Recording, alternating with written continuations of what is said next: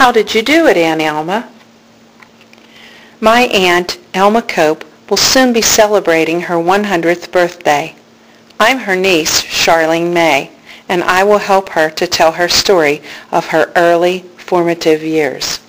My birthday was November the 29th, 1905. My dad, he was a farmer most of his whole life, and then he retired from that and just garden, that's what he did. We didn't buy anything but sugar and flour, and that was it. We had butter, we had eggs, we had meat, and all kinds of meat.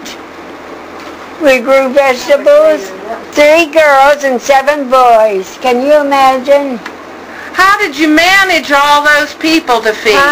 How did you feed all those people? Well, I had to stay home. I couldn't go anywhere. I had to help my mother in the kitchen. When you have a big table and you put 12 plates around, you're busy. That's breakfast, lunch, and supper. The only time there wasn't lunch is when school was on. And supper, everybody came. Our dining room was big as this. We had such an enormous table, and my mother and I would cook the dinner, feed all those friends of our friends. They'd stay over. Life on the farm was full of fun and hard work. As the eldest daughter, she helped her mother with all of the chores and the younger children. Although the farm work kept them busy, all 10 children attended school. It was a one-room school. It had a bathroom, girls, and a boys' bathroom.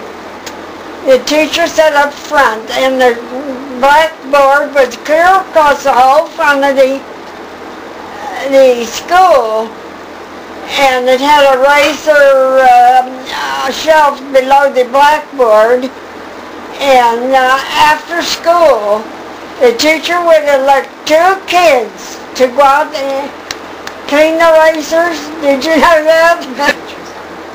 When we ate lunch, we put all the food, they all about that wide, a tin shelf put around the heater. It was in the main part of the room. The boys, the oldest boys, they would have to come early, put the wood in, get it burning good, and then they put the coal on, and then that was about it.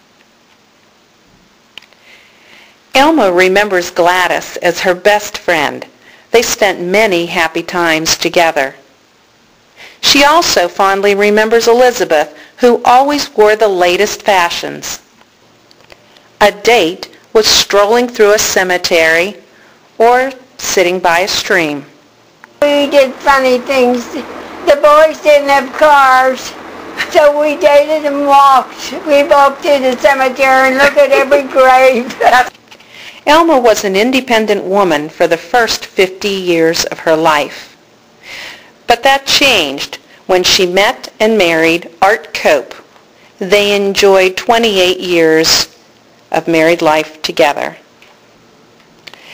Aunt Alma's love of her family has been at the center of her happiness these 100 years.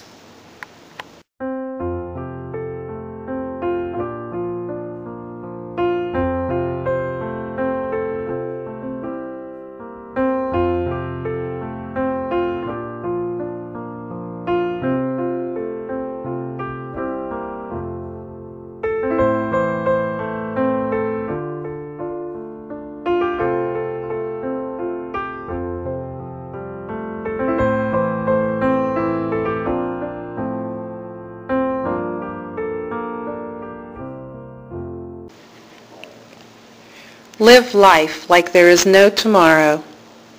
Love like you've never been hurt. Dance like nobody's watching.